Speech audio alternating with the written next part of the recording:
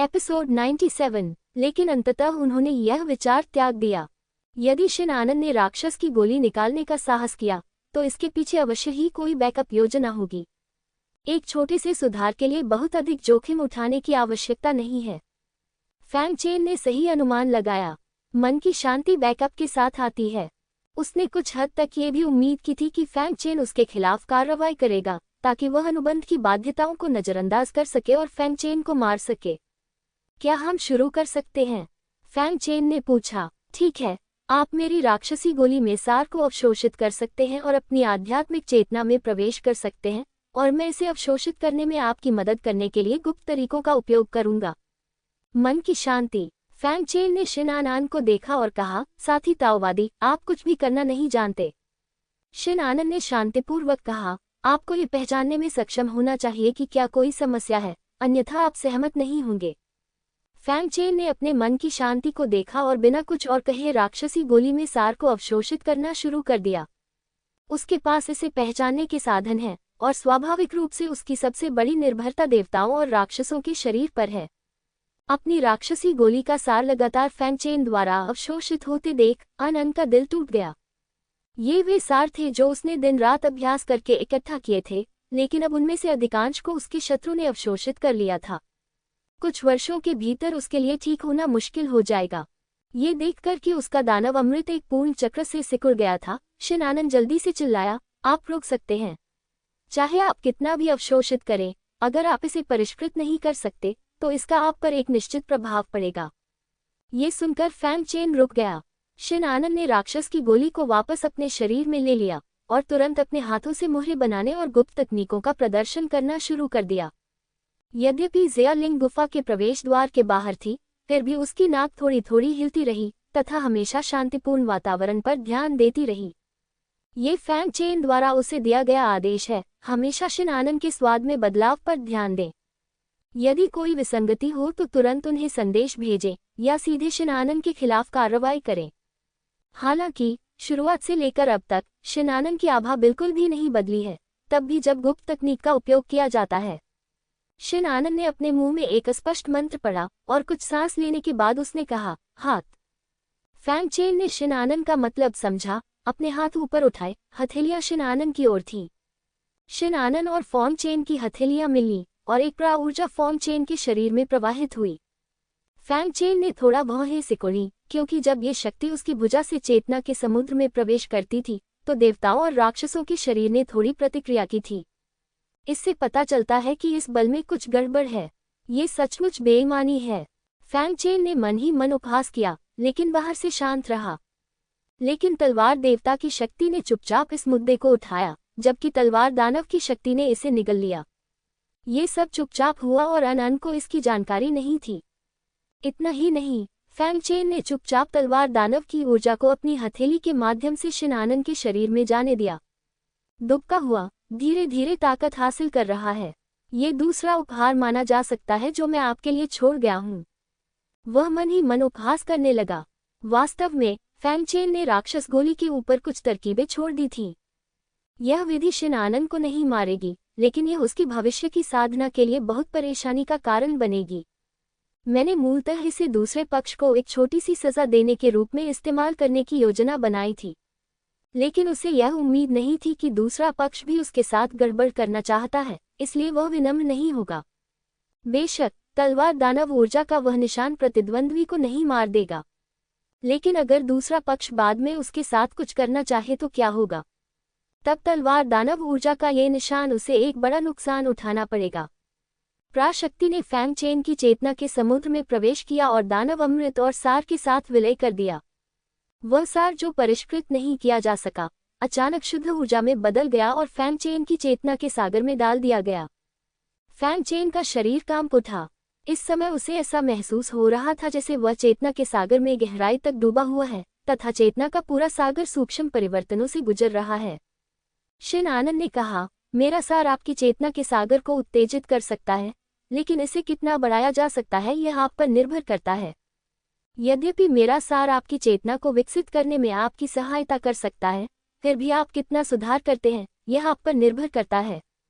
यदि आप मानसिक शक्ति में प्रतिभाशाली नहीं हैं तो आप केवल थोड़ा मजबूत हो सकते हैं। जहां तक तथाकथित मानसिक शक्ति उत्परिवर्तन का सवाल है, ये बिल्कुल असंभव है। ये बोलते हुए वह मन ही मन व्यंग करने लगी। वह अपने सार को बहुत अच्छी तरह जानती है। जब तक कि फैंग चेन उस तरह का राक्षस न हो जिसकी मानसिक प्रतिभा उसके समान हो, तब तक इसके बारे में सोचना भी मत। अपने दम पर। ये सुनकर फैंग चेन के मुंह के कोने थोड़े ऊपर उठ गए। टकराना। अगले ही पल एक भयानक आध्यात्मिक शक्ति अचानक प्रकट हुई। ये कैसे हो सकता है? शिनानन का चेहरा अविश्वास से भरा था। ये तो बस शुरुआत है। फैंग चेन की चेतना के सागर ने एक बड़ी छलांग लगाई है। ये वास्तव में एक चक्र में ऊपर चला गया है। वह नहीं जानती थी कि फैंग चेन का शरीर बेहद खास था। यह एक तलवार दानव का शरीर था जो पहले कभी प्रकट नहीं हुआ था। तलवार दानव का शरीर न केवल उसके भौतिक शरीर को प्रभावित करता है, बल्कि उसके दानतीयन और चेतना के समुद्र को भी प्रभावित करता है। इसके अलावा उसके पास देवताओं और राक्षसों की 2 हड्डियां हैं, और उसकी प्रतिभा निश्चित रूप से शिनानन से कमजोर नहीं है। बस इतना है कि वह आध्यात्मिक साधना पर अधिक ध्यान देता है। मानसिक शक्ति के मामले में जब तक वह मानसिक हमलों का विरोध कर सकता है, ये पर्याप्त है। आखिरकार उसका सबसे मजबूत मानसिक हमला भी दूसरों को क्षण भर के लिए ही कष्ट पहुंचा सकता है। यहाँ तक कि प्रकाश के देवता की प्रकाश तलवार का भी बहुत कम प्रभाव पड़ता है। यद्यपि कभी कभी यह अद्भुत काम करता है, लेकिन अधिकांशतः ये बहुत बेकार होता है। लेकिन इस बार मामला अलग है। अगर उसकी मानसिक शक्ति शिनानन जितनी मजबूत हो सकती है, तो यह निश्चित रूप से उसके महान हथियारों में से एक होगा। ये कितना शक्तिशाली होगा यदि आत्मा, ताओ और शरीर की 3 प्रमुख प्रणालियों को शरीर में जोड़ दिया जाए। यह आदमी कैसा राक्षस है? मन की शांति के साथ मैं दांत पीस रहा हूँ। लेकिन वह मन ही मन व्यंगपूर्वक बोली, मैंने गुप्त तकनीक में एक छोटी सी तरकीब छोड़ दी है, भले ही आपको अंततः कुछ पता चल जाए। जब तक आप इसे नहीं खोज लेते, तब तक आपकी चेतना भविष्य में संकट में रहेगी। लेकिन वह नहीं जानती थी कि फैंग चेन ने बहुत पहले ही इस तरकीब का पता लगा लिया था और चुपचाप इसे हल कर लिया था। उसी समय फैंग चेन की चेतना का सागर फिर से बदल गया। उनकी चेतना का सागर समान स्तर के भिक्षुओं की तुलना में बहुत अधिक मजबूत है, और इसकी तुलना दाव दाव के 8 या 9 स्तरों से की जा सकती है। लेकिन अब इसका दायरा बहुत बड़ा हो गया है और इसकी तुलना महान गुरुओं से की जा सकती है। लेकिन ये फैंग चेन का सबसे बड़ा सुधार नहीं है। इस समय फैंग चेन की इच्छा चेतना के समुद्र में क्रॉस लेक बैठी थी, और देवताओं और राक्षसों के जुड़वां रास्ते उज्ज्वल प्रकाश उत्सर्जित कर रहे थे। उसी समय भगवान और दानव 2 पात्रों के पीछे प्रकट हुए, और महान दाव की ऊर्जा ने चेतना के समुद्र को भर दिया। वह दूर स्थित चेतना के समुद्र को ऐसे देख रहा था जैसे दूर स्थित सागर को देख रहा हो। अचानक चेतना का शांत समुद्र अचानक बेचैन हो गया। तेज हवाएं चलने लगी और लहरें उठने लगी। इसी समय आकाश और पृथ्वी का रंग बदल जाता है। रात और दिन ऐसे हैं जैसे सूरज और चांद चमक के लिए होड़ कर रहे हों। लेकिन ये सूर्य और चंद्रमा का युद्ध नहीं है, बल्कि तलवार देवता के मार्ग और तलवार दानव के मार्ग के बीच का युद्ध है। इस समय फैंग चेन की चेतना का सागर उत्परिवर्तित हो रहा है, और यह उत्परिवर्तन देवताओं और राक्षसों की आध्यात्मिक शक्ति का उत्परिवर्तन है। एक बार उत्परिवर्तन सफल हो जाने पर फैंग चेन की मानसिक शक्ति में तलवार देवता और तलवार दानव की शक्ति होगी। इससे फैंग चेन की मानसिक शक्ति में गुणात्मक सुधार होगा। बेशक उससे पहले फैंग चेन को तलवार भगवान और तलवार दानव की शक्ति के बीच संघर्ष को हल करना था। उसने ऊपर आसमान की ओर देखा, जहां काले और सफेद अभी भी प्रतिस्पर्धा कर रहे थे और बिल्कुल भी हार नहीं मान रहे थे। यह ऐसा है जैसे 2 सेनाएं आपस में लड़ रही हों और यह कसम खा रही हों कि जब तक अंतिम सैनिक न बचे, वे हार नहीं मानेंगे। लेकिन फैंग चेन दोनों को प्रतिस्पर्धा कैसे करने दे सकता था? वह जोर से चिल्लाया, बंद करो इसे। इस चिल्लाहट में देवताओं और दानवों के महान मार्ग के अवशेष समाहित थे, जिससे दोनों शक्तियां तुरंत शांत हो गईं। फैंग चेन ने ठंडे स्वर में कहा, यदि आप मौत से लड़ना चाहते हैं, तो आपको पहले मुझे खाना होगा। अन्यथा चुपचाप मेरे आदेशों को सुनो। आप केवल तलवार देवताओं और तलवार राक्षसों की शक्ति हैं, लेकिन आप असली तलवार देवता और तलवार राक्षस नहीं हैं। यह मेरी चेतना का सागर है, तुम्हें मेरी बात सुननी होगी। जैसे ही उसने कहा, देवताओं और दानवों के अवशेष सक्रिय हो गए। चेतना के पूरे समुद्र को ढक लिया।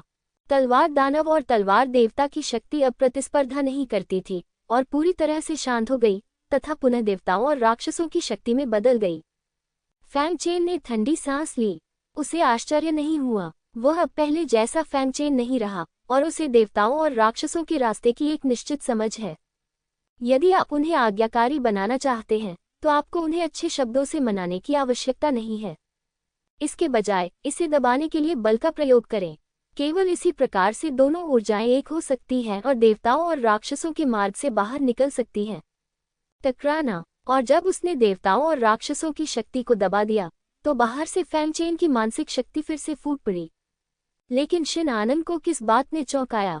फैंगचेन की देवताओं और राक्षसों की शक्ति अब एक अदृश्य चीज नहीं है, बल्कि लाल और सोने की है। देवताओं, राक्षसों और तलवारों की एक महान शक्ति उभरी। उसने वास्तव में चेतना के समुद्र को उत्परिवर्तित कर दिया। ये कैसे संभव है? उसने अपना छोटा सा चेरी जैसा मुंह ढक लिया। उसकी पानी भरी आंखें सदमे से भरी हुई थी। इस साधारण प्राणी में ऐसी प्रतिभा क्यों है? बगल में बैठे ज़ियालिंग को कोई आश्चर्य नहीं हुआ। ये देखकर कि शिन आनंद इतना हैरान थी, उसने हल्के से कहा, इसमें आश्चर्यचकित होने की कोई बात नहीं है। गुरु के लिए कुछ भी असंभव नहीं है। शिन आनंद चुप रही। वह खंडन करना चाहती थी और कहना चाहती थी कि वे तो केवल कल्पित बौने थे। उनकी तुलना उन जलपरियों से कैसे की जा सकती है जिनके वंश से उन्हें विरासत मिली है। लेकिन उसके सामने जो दृश्य था, उसके कारण वह खंडन करने में असमर्थ थी। इससे उसे ये भी एहसास हुआ कि रक्त विरासत के बिना भी अन्य लोग अभी भी कोई रास्ता निकाल सकते हैं। मन की शांति की अनुभूति बहुत जटिल है। फैंगचेन उसका दुश्मन है जिसे उसे मारना होगा, लेकिन वह अपने दुश्मन की ताकत बढ़ाने में उसकी मदद कर रही है। फैंगचेन से निपटना पहले से ही बेहद मुश्किल था और इस बार उसकी चेतना के समुद्र में बहुत सुधार हुआ है। क्या वह अभी भी उसकी प्रतिद्वंद्वी है? टकराना। अचानक महान दाव की आभा ने फैंगचेन को घेर लिया। फिर वे उसके पीछे दो ताओवादी पात्रों में परिवर्तित हो गए। ज्ञान सागर। यद्यपि दोनों पात्र अलग अलग हैं, फिर भी वे स्पष्टतः एक हैं। इससे साबित होता है कि इस बार फैंगचेन की चेतना का सागर कितना बेहतर हो गया है। वह ठीक है, मैं वास्तव में इसका आदी हो गया हूँ। यद्यपि यह एक चौंकाने वाला दृश्य था कि उसने एक ही समय में दो ताओवादी ग्रंथों को समझा था, फिर भी वह बहुत आश्चर्यचकित नहीं हुई। उसके नियंत्रण में फैंगचेन अपनी चेतना के सागर को बदलने में सक्षम था। उसने केवल दो ताओवादी ग्रंथों को समझा, जो कुछ भी नहीं था। सच कहूं तो वह वास्तव में ऐसा करना चाहती थी, लेकिन अनुबंध की बाध्यताओं के कारण ज़ियालिंग पूरे समय उस पर नजर रख रहा था। वह समझ गई कि भले ही उसने अनुबंध का उल्लंघन किया हो, फिर भी फैंगचेन को मारना मुश्किल होगा। इसके बजाय यह अनुबंध उसके लिए उल्टा पड़ गया और उसकी मौके पर ही मौत हो गई। हालांकि यह लंबे समय तक रहना उचित नहीं है। अगर फैंगचेन जाग गया और उसे मारना चाहता है, तो वह वास्तव में यहाँ मर सकती है। ये सोचकर वह उठ खड़ी हुई। आप क्या करने जा रहे हैं? ज़ियालिंग उसे घूर कर देखता रहा। शिन अन्नान ने कहा, मैंने उनसे जो भी वादा किया था वह सब पूरा कर दिया है, इसलिए अब यहाँ से जाने का समय आ गया है। ये कहकर वह सीधे गुफा से बाहर चली गई। ज़ियालिंग ने जब ये देखा तो उसने उसे नहीं रोका। वह 7वें स्तर की मत्स्यांगना को भी सहज महसूस करने से नहीं रोक सकी, इसलिए वह केवल उसे जाते हुए देख सकती थी। फैंगचेन का अभ्यास ज्यादा समय तक नहीं चला और वह आधे दिन के बाद ही शांत हो गया। उसने धीरे से अपनी आंखें खोलीं। ये देखकर ज़ियालिंग उसे बधाई देने के लिए आगे बढ़ना चाहता था, लेकिन ये देखकर हैरान रह गया कि फैंगचेन की एक आंख सुनहरी और एक लाल थी। प्रत्येक सुनहरी और लाल आंख के चारों ओर 3 प्रभामंडल हैं। चेतना के समुद्र के सुधार के लिए भगवान और दानव आंखों को तीसरे स्तर तक उन्नत किया गया। फैंगचेन ने ज़ियालिंग को देखा। एक पल में ज़ियालिंग को लगा कि दुनिया बदल गई है। वह वास्तव में एक समुद्री क्षेत्र में प्रवेश कर गई, लेकिन ये समुद्री क्षेत्र बहुत अजीब है। पानी एक सुनहरा और एक लाल है और आकाश एक सफेद और एक काला है। लेकिन अजीब होने के बावजूद ये लोगों को फिट होने का एहसास देता है। ये समुद्री क्षेत्र ऐसा ही है। इससे पहले कि ज़ियालिंग प्रतिक्रिया कर पाती, स्वर्ग और पृथ्वी के बीच की गति अचानक बदल गई और वह ये देखकर भयभीत हो गई कि दुनिया भर में उसकी ओर अनगिनत लंबी तलवारें तान रही थीं। तलवार का आधा भाग लाल है और आधा भाग सोने का है। दैवी और आसुरी शक्ति का प्रकटीकरण। अगले ही क्षण एक जबरदस्त तलवार बल ज़ियालिंग पर ताला लगा दिया। इस तलवार की शक्ति में देवताओं और राक्षसों के तरीके भी समाहित हैं। वह पसीने से तरबतर हो गई, क्योंकि वह जानती थी कि एक बार ये तलवारें गिर गई तो वह निश्चित रूप से मर जाएगी। यद्यपि वह आध्यात्मिक क्षेत्र के 9वें स्तर पर पहुंच गई थी, फिर भी उसे जीवित बचने की कोई संभावना नहीं दिख रही थी। सौभाग्य से अगले ही पल अनगिनत लंबी तलवारें गायब हो गईं और वह धुंधलेपन के साथ गुफा में लौट आई। धमाका! जैसे ही वह गुफा में वापस लौटी, उसके पैर लंगड़े हो गए और वह जमीन पर बैठ गई। अभी का दृश्य सचमुच भयावह था। ज़िया लिंग को इस तरह देखकर फैंग चेन बहुत संतुष्ट हुआ। अभी जो दृश्य था वह उसकी नई नई समझी गई आध्यात्मिक शक्ति का था, जो उसकी अंतिम मारक शक्तियों में से एक थी। नाम: आध्यात्मिक तलवार सागर। ये चाल अत्यंत शक्तिशाली है और इससे ग्रैंड मास्टर को आसानी से मारा जा सकता है। लेकिन यह अभी भी छोटा है और फैंग चेन की तुलना में कम खेती वाले लोग इसे हल करने में सक्षम नहीं हो सकते हैं। आप दुश्मन को मार सकते हैं या नहीं, यह इस बात पर निर्भर करता है कि प्रतिद्वंद्वी की चेतना का सागर मजबूत है या नहीं। कमजोरी मृत्यु की ओर ले जाती है, ताकत जीवन की ओर ले जाती है। इसके अलावा रिबेल आई में भी काफी सुधार किया गया है। यह न केवल अधिक शक्तिशाली है, बल्कि अब यह एकल हमला नहीं रह गया है, बल्कि समूह हमला बन गया है। उसकी मानसिक शक्ति भी भौतिक स्तर तक पहुंच गई है, और जब इसे देवताओं और राक्षसों के तरीकों के साथ जोड़ा जाता है तो कोई कल्पना कर सकता है कि यह कितनी शक्तिशाली है। क्या तुम ठीक हो? फैंग चेन ने पूछा। ज़िया लिंग अपने होश में वापस आए और अपना सिर हिलाया। ये ठीक है, मास्टर को उनकी बढ़ी हुई ताकत के लिए बधाई। फैंग चेन ने हल्का सा मुस्कुराते हुए कहा, ये सिर्फ किस्मत है। ये देखकर कि शिन आनंद वहां नहीं थी, उसने पूछा, क्या वह चली गई? हाँ, ज़िया लिंग ने सम्मानपूर्वक सिर हिलाया। फैंग चेन को इसकी परवाह नहीं थी। चूंकि उसने माइंड ईयरिंग्स प्राप्त कर ली थी, इसलिए अगर दूसरी पार्टी रुकी तो यह एक समस्या होगी। उन्होंने कहा, आगे बढ़ते रहें और जल्दी से राक्षस के स्रोत का पता लगाएं ताकि हम पहले ही निकल सकें। हाँ, जब उन दोनों ने संरचना के झंडे वापस ले लिए तो वे राक्षस के स्रोत के स्थान की ओर बढ़ते रहे। विभिन्न तात्विक आत्माओं को चकमा देने के बाद वे एक विशाल पत्थर की दीवार के पास पहुंचे। पत्थर की दीवार में बहुत सारे छेद थे और यह पता नहीं था कि वे कहाँ जाते हैं। फैंग चेन की अभिव्यक्ति काफी गंभीर थी और उसके अंतर्ज्ञान ने उसे बताया कि कुछ बुरा हो सकता है। लेकिन इतनी दूर तक आने के बाद स्वाभाविक रूप से उन्होंने हार नहीं मानी। क्या आप सही रास्ता खोज सकते हैं? फैंग चेन ने ज़िया लिंग से पूछा। ये जगह बेहद अजीब है। पत्थर की दीवार को आध्यात्मिक चेतना भेद नहीं सकती, यहाँ तक कि फैंग चेन की दिव्य और राक्षसी आंखें भी नहीं। अब एकमात्र चीज जिस पर वह भरोसा कर सकता है वह है ज़िया लिंग की नाक। ज़िया लिंग ने अपनी आंखें बंद कर ली और सूंघने लगी।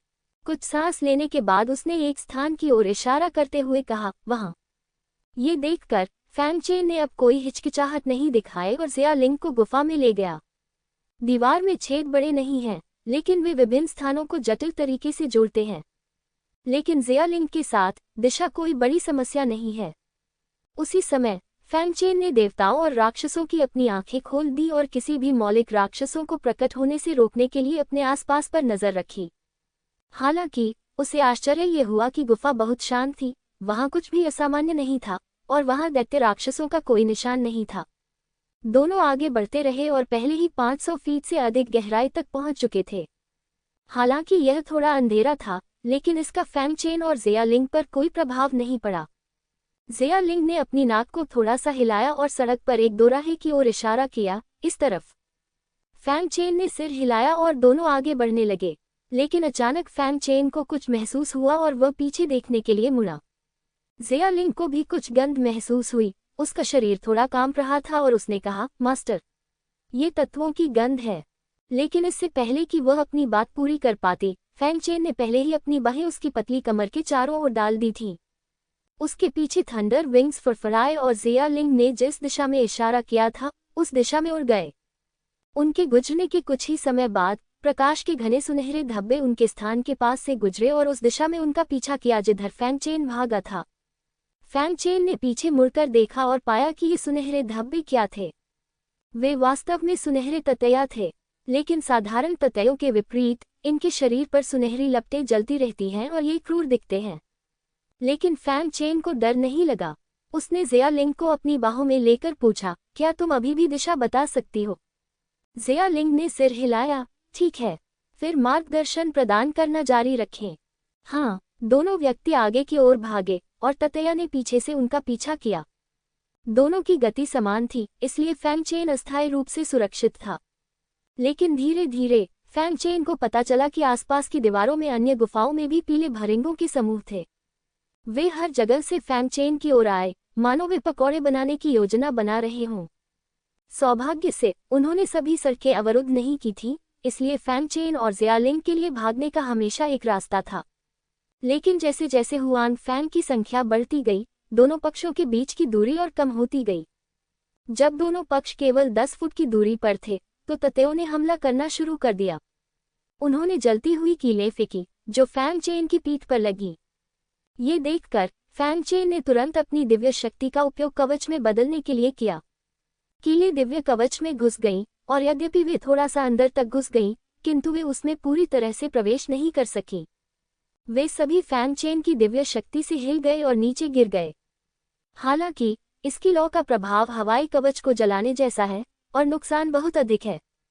धीरे धीरे क्यूई कवच कमजोर हो गया, और अगर यह जारी रहा तो फैंग चेन निश्चित रूप से मर जाएगा। बेशक वह मरने का इंतजार नहीं करेगा। अचानक वह मुड़ा और ततैया की ओर देखा। उसकी आंखों में विद्रोह शब्द उभर आया। सामने वाला ततैया थोड़ा कांप उठा, फिर उसकी आंखों में भी विद्रोह शब्द उभर आया। अगले ही पल वे दहाड़ने लगे और अपने आसपास के अन्य ततैयों को काट लिया। अचानक हुए इस परिवर्तन से अन्य ततैये अचंभित हो गए, और यह संभव है कि हजारों ततैये मौके पर ही मर गए। हालांकि अन्य ततैयों ने बहुत तेजी से प्रतिक्रिया की और एक के बाद एक सभी पागल ततैयों को मार डाला। फिर उन्होंने फैंग चेन का पीछा करना जारी रखा। इस समय ये ततैया बेहद गुस्से में थे। वे सभी जानते थे कि यह फैंग चेन का काम था।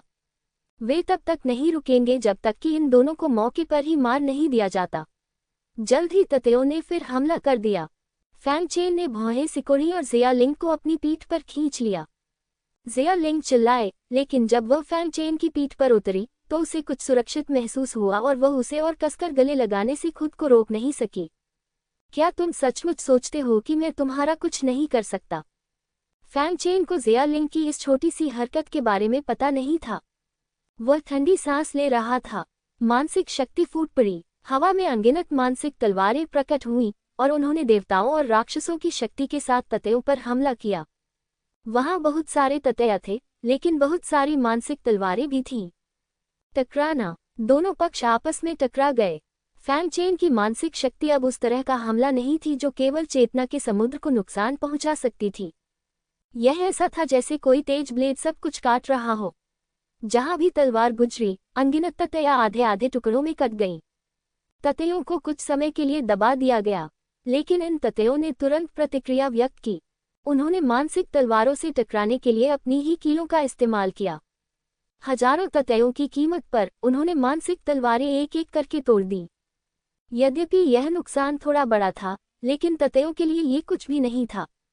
वे अंतहीन लग रहे थे, और फैंग चेन ने जितने भी मारे उन्होंने उन्हें फिर से भर दिया। और जितना अधिक फैंग चेन ने मारा, वे उतने ही अधिक क्रूर हो गए, और वे हताश होकर दौड़ पड़े।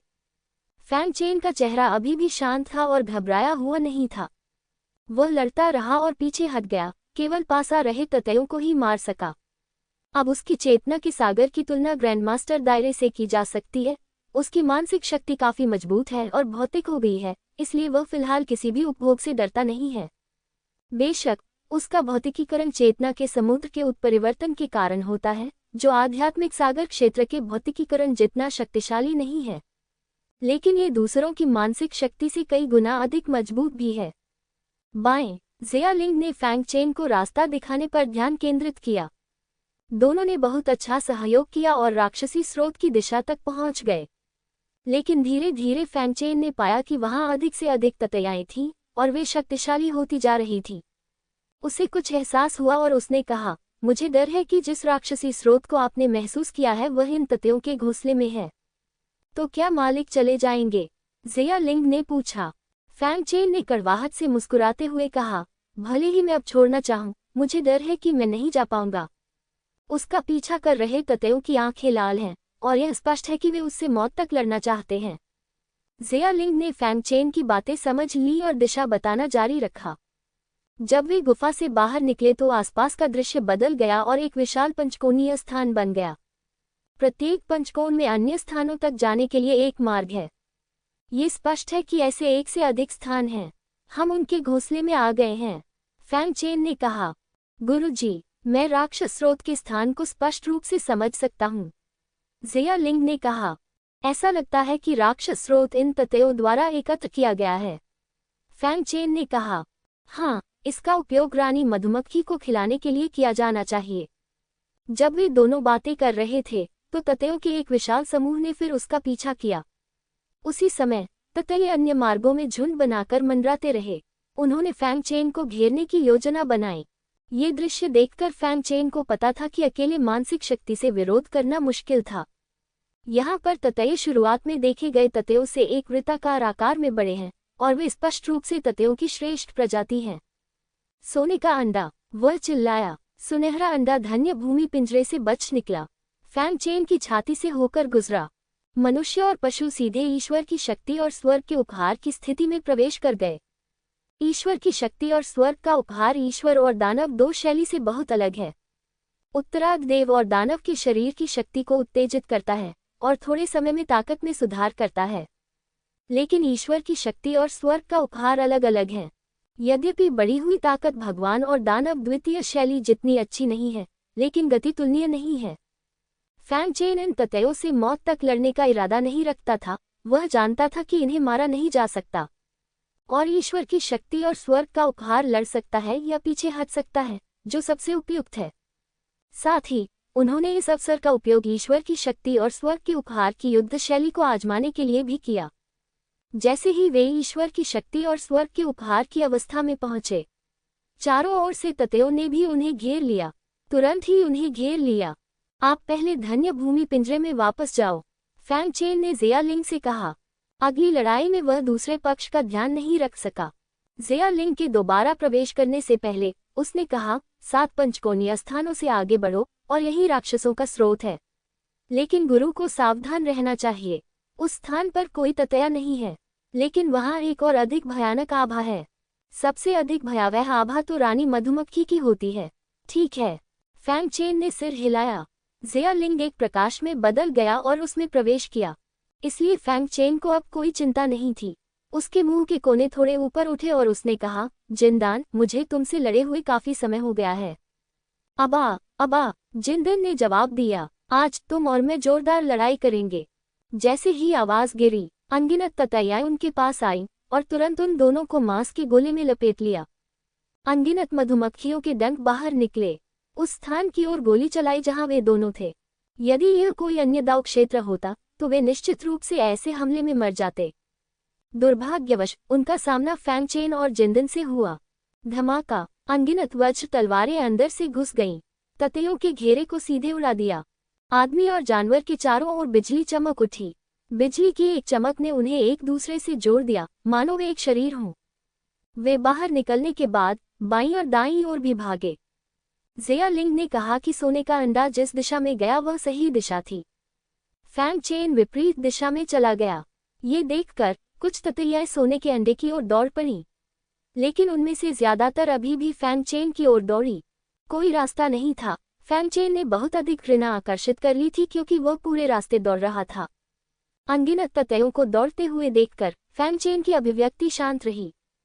उसके पीछे आकाश को हिला देने वाले वज्र पंखों ने अनगिनत वज्र विस्फोटों को जन्म दिया, जिससे आने वाले सभी ततैये मर गए। हालांकि जो ततैया यहाँ हो सकते हैं वे अधिक से अधिक शक्तिशाली होते जा रहे हैं और उनमें से प्रत्येक में दाव दायरे तक पहुंचने की ताकत है। यद्यपि उनके पास एक ही आक्रमण पद्धति है, फिर भी वे अत्यंत शक्तिशाली हैं। लेकिन फैंग चेन डर नहीं रहा था। जादुई थंडर स्लैश, तुझी तलवार को काट दिया गया है। ये लाल गड़गड़ाहट में बदल गया और आगे से आ रहे ततैया पर वार किया। उन ततैयों ने डंक मारा, लेकिन वे सब जादुई वज्र तलवार से कट गए। उन्हें एक साथ मार डालो। थंडर थॉर्न, फैंग चेन के हमले यही नहीं रुके। तलवार ने वार किया और एक वज्र स्तंभ में बदल गई, जिससे बड़ी संख्या में ततैये मारे गए।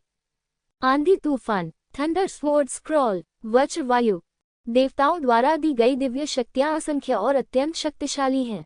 विशेष रूप से जेंटियन थंडर विंग्स के सहयोग से कई बदलाव हुए हैं। एक क्षण में 10 फीट के दायरे में एक छोटा सा खालीपन दिखाई दिया और उसने उन ततैयों को भी मार डाला जो 10 फीट दूर से आ रहे थे। ततैया को और अधिक गुस्सा आया जब उसने देखा कि उसकी प्रजाति के पक्षी एक के बाद एक मारे जा रहे हैं। ये देखकर कि वह फैंग चेन को नहीं मार सकता, उसकी आंखें धीरे धीरे लाल हो गईं और वह और अधिक पागल हो गया। मैंने देखा कि उनके पूरे शरीर खून से लाल हो गए। यह आत्महत्या निकला। मैं मौके पर ही फैंग चेन को मार डालना चाहता हूँ। जब फैंग चेन ने ये देखा तो उसके मुंह के कोने थोड़े ऊपर उठ गए। उसने हमला जारी नहीं रखा, बल्कि बिना हिले डुले खड़ा रहा। जब वे उससे केवल 3 फीट की दूरी पर थे तो फैंग चेन ने कार्रवाई शुरू कर दी। अगले ही पल उसका पूरा शरीर सफेद बिजली की लकीर में बदल गया। पल भर में वह उस जगह से गायब हो गया। फैंग चेन के स्थान पर जो दिखाई दिया वह एक सुनहरे अंडे में बदल गया। ये बिल्कुल वही नई जादुई शक्ति है जिसका जिनदान ने पहले उल्लेख किया था। फैंग चेन ने इसका नाम रखा थंडर और फ्लैश एक्सचेंज। आदान प्रदान किए गए स्वर्ण अंडे पहले से ही आत्मघाती हमले के लिए तैयार किए गए थे। मैंने देखा कि उसके चारों ओर सफेद रोशनी चमक रही थी, जो एक सफेद पत्थर में बदल गई और स्थिर हो गई।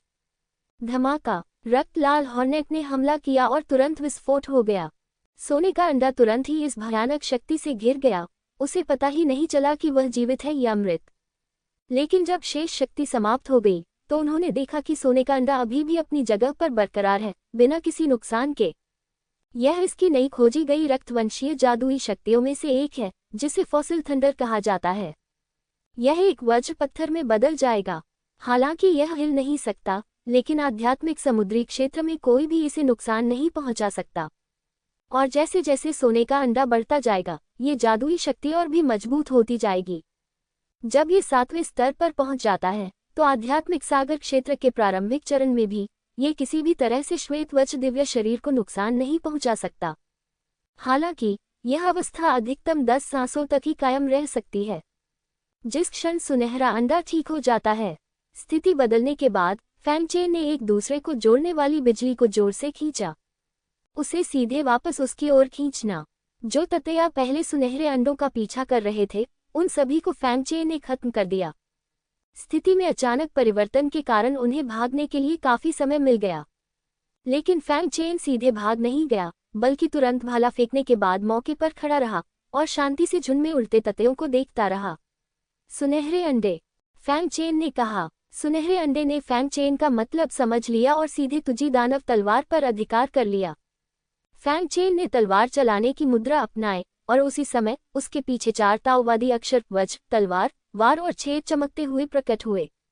इस बार फैंग चेन किरण डेमन थंडर तलवार को मुक्त करने के लिए अपनी पूरी ताकत का उपयोग करेगा। ततैया को करीब आते देख फैंग चेन ने अचानक अपनी आंखें खोल दी। क्षण भर में ही गति फूट पड़ी। बिजली चमकी, टकराना, एक जोरदार बिजली गिरी, दुनिया सफेद रोशनी में बदल गई। एक पल में फैंग चेन वहां से गायब हो गया। जब वह पुनः प्रकट हुआ तो वह पहले से ही अनगिनत ततैयों के पीछे था। हालांकि लाखों की संख्या में घनी भीड़ वाले ततैया वहीं पर स्थिर रहे, बिना हिले डुले। केवल लाल बिजली की एक चमक गुजरी। फैंग चेन ने अपनी तलवार रख दी और देखने लगा। टकरा जाना। अनगिनत ततैया जमीन पर गिर पड़े और धीरे धीरे गायब हो गए। लेकिन फैंग चेन इससे बहुत संतुष्ट नहीं था। यद्यपि ये तलवार शक्तिशाली है, ये पर्याप्त तेज नहीं है और तलवार की नियत पर्याप्त तेज नहीं है। ये चाल मुख्यतः वज्र और तलवार पर आधारित है, जिसमें छेदन और छुरा भोंकने की शक्ति भी शामिल है। हालांकि वज्र और तलवार की शक्ति को एक में एकीकृत नहीं किया जा सकता है, जिससे उनकी शक्ति बहुत कम हो जाती है। तार्किक रूप से कहें तो उनके और जिंदन के बीच मौजूदा मौन सहमति से ऐसी स्थिति उत्पन्न नहीं होनी चाहिए थी, लेकिन फिर भी ऐसा हुआ। जब वह गहन विचार में डूबा हुआ था, उसने देखा कि ततैये उसके चारों ओर झुंड बनाकर मंडरा रहे हैं और फैंग चेन को पता था कि अब सोचने का समय नहीं है। चलो राक्षसी स्रोत को जब्त करने के बाद इस बारे में बात करते हैं। अगले ही क्षण उसकी आकृति वहां से गायब हो गई। ततैयों ने हमला किया, लेकिन वे किसी चीज से नहीं टकराए, बल्कि एक दूसरे से टकरा गए, जिससे उनमें से कुछ की मौत हो गई। फैंग चेन तुरंत भाला की स्थिति पर पहुंच गया। इस समय दर्जनों विशाल ततैया तत्काल भाला के सामने खड़े होकर सोच रहे हैं कि यह भाला क्या है और कहां से आया है। अगले ही पल अचानक जगह घूम गई और फैंग चेन की आकृति तुरंत प्रकट हो गई। ततैये दंग रह गए। इससे पहले कि वे कुछ प्रतिक्रिया कर पाते, फैंग चेन ने अपने भाले से लगातार वार करना शुरू कर दिया, जिससे सभी ततैये मौके पर ही मर गए। अन्य ततया अभी अभी फैंगचेन की तलवार से आकर्षित हुए थे और इस पंचकोणीय स्थान में कोई अन्य ततया नहीं थी। फैंगचेन ने जिंदान को पहले वापस जाने दिया। उसने अपनी आध्यात्मिक शक्ति को बहाल करने के लिए कुछ गोलियां ली और जियालिंग ने जिस दिशा में कहा था उसी दिशा में चलना जारी रखा। अजीब बात यह थी कि अगले कुछ स्तरों पर बहुत अधिक ततया नहीं थी, केवल कुछ ही उनकी रखवाली कर रही थी। शैडो निंजा रिंग की मदद से फैंगचेन आसानी से पहचान से बच गया और उस मंजिल पर प्रवेश द्वार पर आ गया जिसका जिक्र जियालिंग ने किया था। उसने अंदर देखा और आश्चर्यचकित हुए बिना न रह सका, क्योंकि यह स्थान राक्षसों और दानवों से भरा हुआ है। वे हर जगह ऐसे मौजूद हैं जैसे कि वे स्वतंत्र हों। यदि फैंगचेन उन सभी को ले लेता है तो तलवार दानव का शरीर कम से कम 5 दाव छिद्रों को खोलने में सक्षम होगा। लेकिन उसने जल्दबाजी में काम करने की हिम्मत नहीं की, क्योंकि इन राक्षस स्रोतों के केंद्र में एक विशाल आकृति पड़ी थी। यह एक बहुत बड़ा ततया था। इस ततया के पूरे शरीर पर लंबे सफेद बाल होते हैं और इसका शरीर वास्तव में काला होता है। पतले पंजे लगभग पूरे स्थान पर फैले हुए थे, तीखे और कठोर तथा ठंडी रोशनी उत्सर्जित कर रहे थे। लेकिन आश्चर्य की बात यह थी कि उसके पंखों से लगातार सुनहरा खून बह रहा था। पंख कहीं नहीं थे, मानो किसी ने उन्हें उखाड़ लिया हो। मध्य स्तर 7। फैंगचेन की पुतलियां थोड़ी सिकुड़ गईं। उसके सामने खड़ी रानी मधुमक्खी एक लेवल 7 की मध्य अवस्था की मौलिक आत्मा राक्षस निकली। अपनी वर्तमान ताकत के साथ उसके लिए मध्य चरण के 7वें स्तर से निपटना कुछ हद तक मुश्किल है। आह! इस समय रानी मधुमक्खी ने बहुत दर्द भरी चीख मारी और ऐसा लग रहा था कि उसे बहुत दर्द हो रहा है। वह सचमुच घायल है। फैंगचेन को आश्चर्य नहीं हुआ, क्योंकि रानी मधुमक्खी के पंखों पर घाव बहुत स्पष्ट था। जहां तक उसके घायल होने का सवाल है, तो उसने अनुमान लगाया कि वह अन्य तात्विक आत्माओं के साथ लड़ाई में घायल हुआ था। आखिरकार इस भूतिया जगह में बहुत सारे शक्तिशाली तात्विक राक्षस हैं और स्तर 7 उच्चतम स्तर नहीं हो सकता है। अगर वह घायल हो गया है, भले ही वह 7वें स्तर के मध्य चरण में हो, तब भी मेरे पास उसे मारने का मौका है। सबसे महत्वपूर्ण बात यह है कि अन्य ततया आने से डरते हैं। ऐसा लगता है कि रानी मधुमक्खी को डर है कि उसकी चोट ततयों को दिख जाएगी और वे उस पर हमला कर देंगे।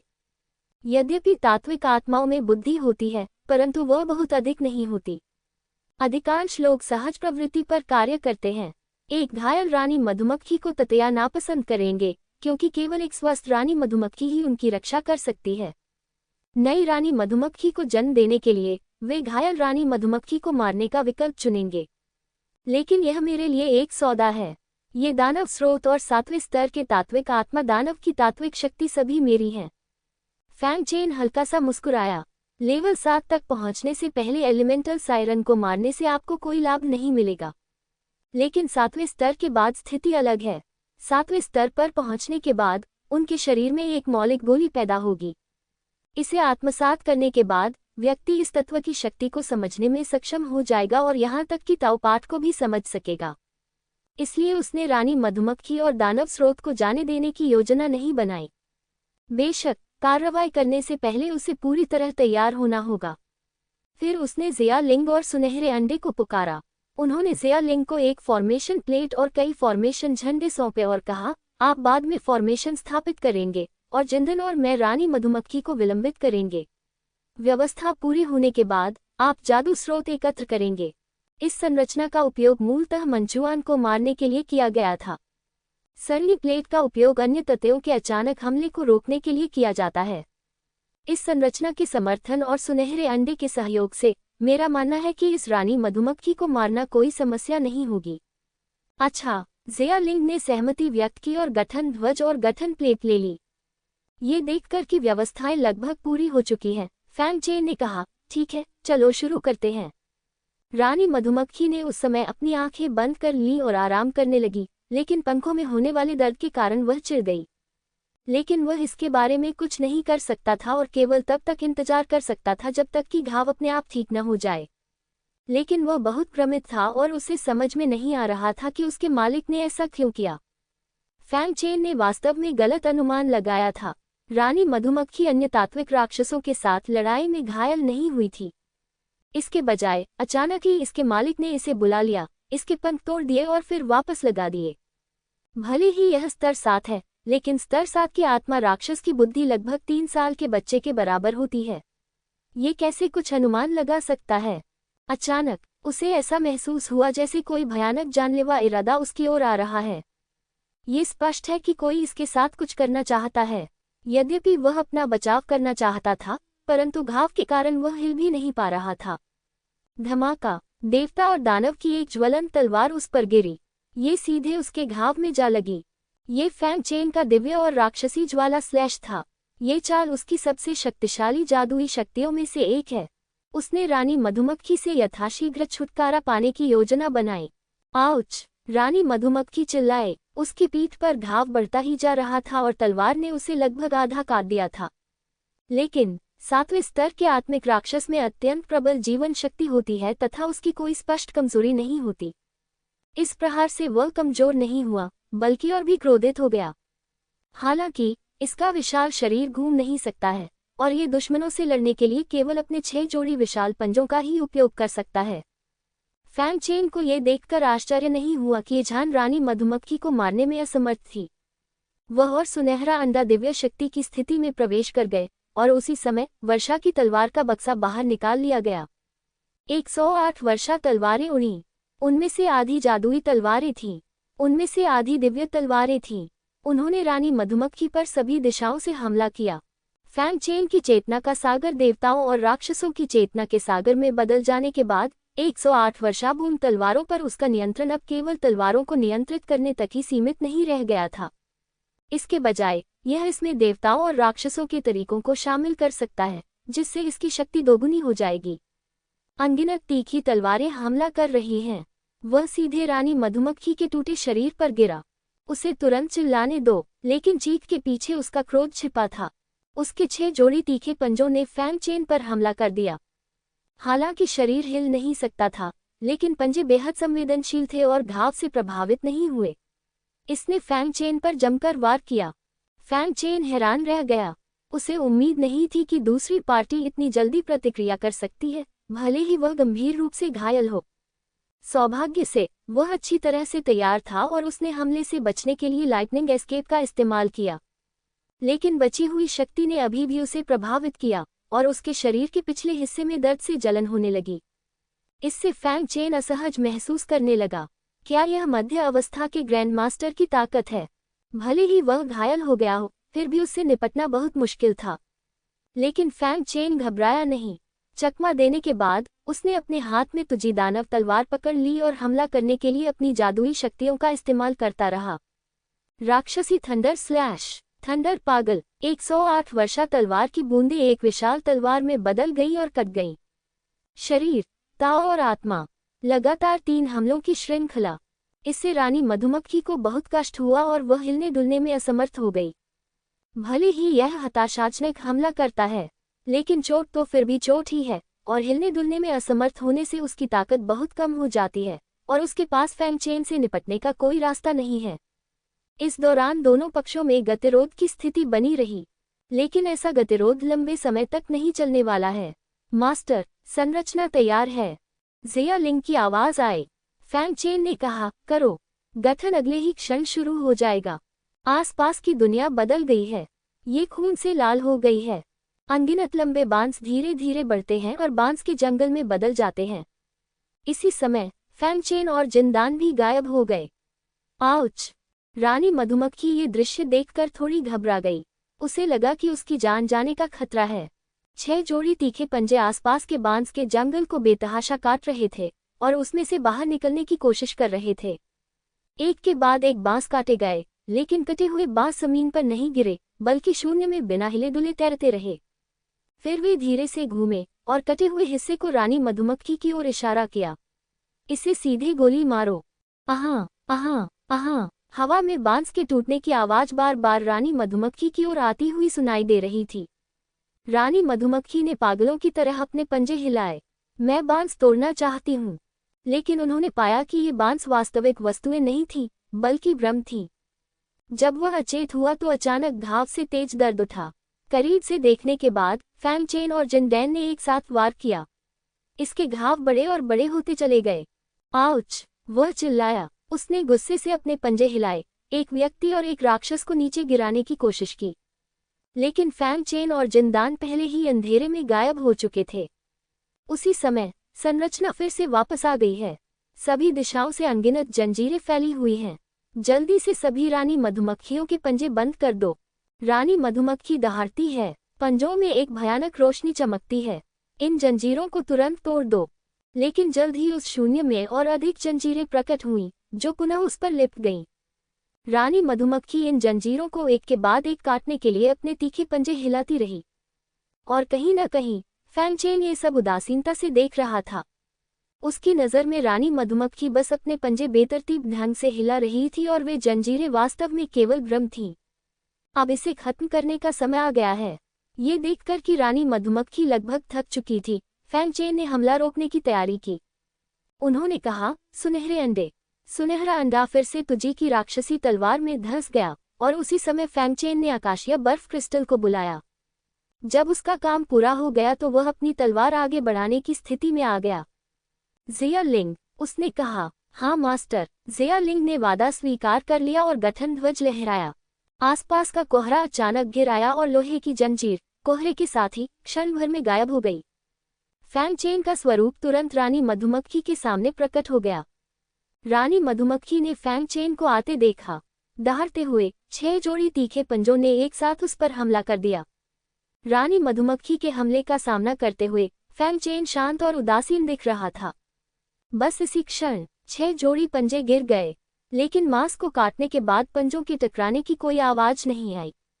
इसके बजाय एक तीखी घंटी बजी। तियान ज़ुजिंग ने येन जुआन झोंक का रूप धारण कर लिया और फैंगचेन के लिए प्रहार सहन कर लिया। कब घंटी की ध्वनि तुरंत ही चारों दिशाओं में फैल गई।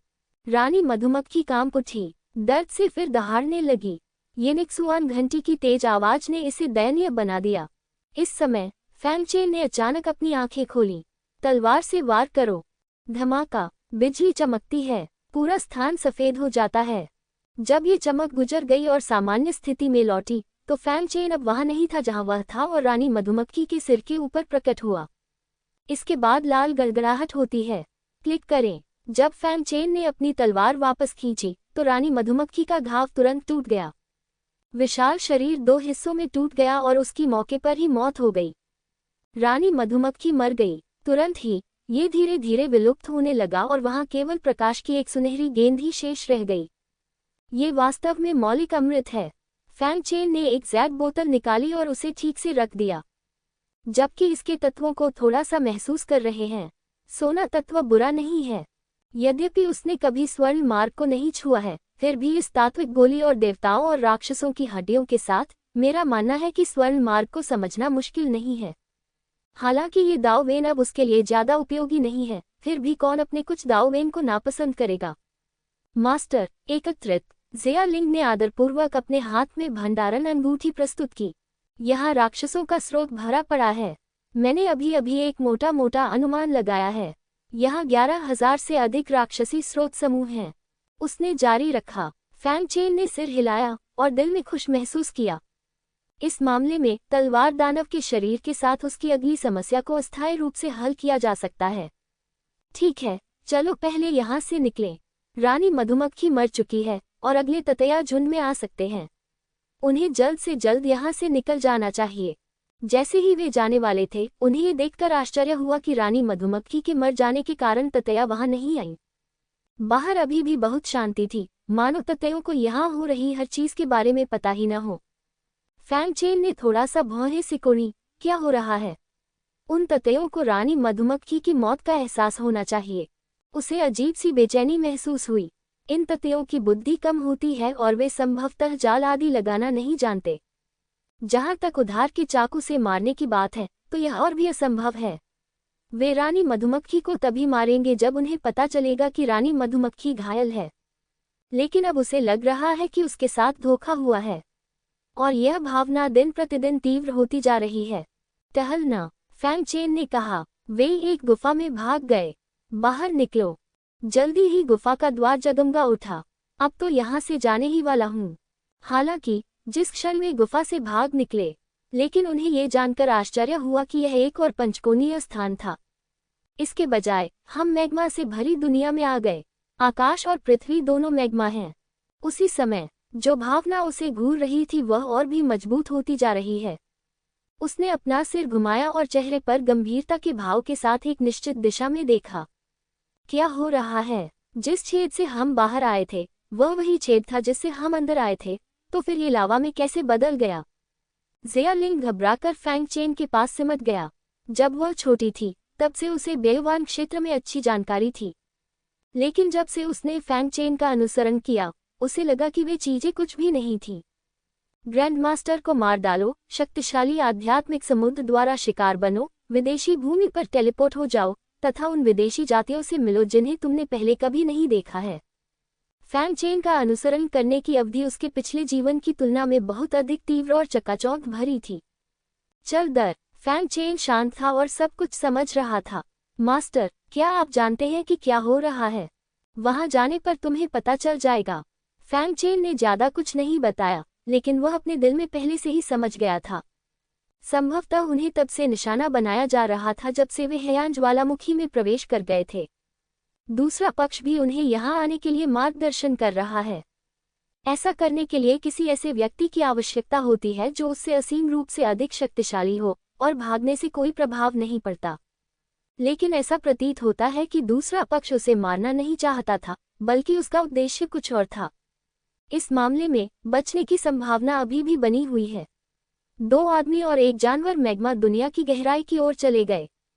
कई मैग्मा झरनों से गुजरने के बाद हमारे सामने का दृश्य फिर बदल गया।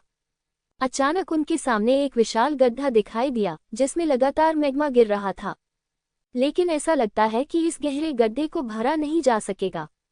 लेकिन जिस बात ने फैंग चेन को सबसे अधिक आश्चर्यचकित किया वह ये थी कि यह विशाल गड्ढा एक ज्वलंत लाल संरचना से ढका हुआ था। इस संरचना में बड़ी बड़ी जंजीरें हैं जो सीधे गड्ढे में जाती हैं और ऐसा लगता है कि वे किसी तरह अस्तित्व को बांध रही हैं। और संरचना के केंद्र में एक विशाल ज्वाला में लौह स्तंभ है।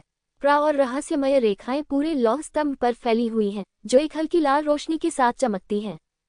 तुम अंततः आ ही गए। जब फैंग चेन और अन्य लोग अपने सामने के दृश्य को देखकर स्तब्ध थे, तभी एक मजबूत और कर्कश आवाज धीरे धीरे सुनाई दी। अगले ही पल गहरे गड्ढे से एक विशालकाय जानवर का पंजा बाहर निकला। उसने गड्ढे के किनारे को पकड़ लिया और ऐसा लग रहा था कि वह बाहर निकलने की योजना बना रहा है। उस जानवर के पंजे इतने बड़े हैं मानो कोई बड़ा पहाड़ खड़ा हो। फैंग चेन उसके सामने चींटी की तरह था, उसे नजरअंदाज किया जा सकता था। लेकिन जब यह एक गहरे गड्ढे के किनारे पर टकराया, आसपास की मैग्मा दुनिया पागलों की तरह हिल रही है। बाहर हेयान ज्वालामुखी और भी ज्यादा बेचैन है। एक और विस्फोट की हल्की संभावना है। फैंग चेन हैरान रह गया। दूसरे पक्ष की छोटी छोटी हरकतें दुनिया को प्रभावित कर सकती हैं। ये कैसा अस्तित्व है? लेकिन जब उसने एक और चाल चली तो शून्य में खड़ा और गहरे गड्ढे को भेदता हुआ लौह स्तंभ प्रकाश से चमक उठा। एक भयानक ऊर्जा उसमें भर गई। सीधे नीचे धमाका, एक जोरदार धमाका, फिर एक भयानक ऊर्जा संरचना के भीतर कंपनित हुई। यहाँ तक कि फैंग चेन की अभिव्यक्ति भी संरचना के बाहर बदल गई। यदि वह संरचना में होता तो शेष बची शक्ति ही उसे मौके पर ही मार सकती थी। उसका तो कहना ही क्या, यदि वह ग्रैंड मास्टर क्षेत्र के शिखर पर भी पहुंच जाए तो भी उसका यही हश्र होगा।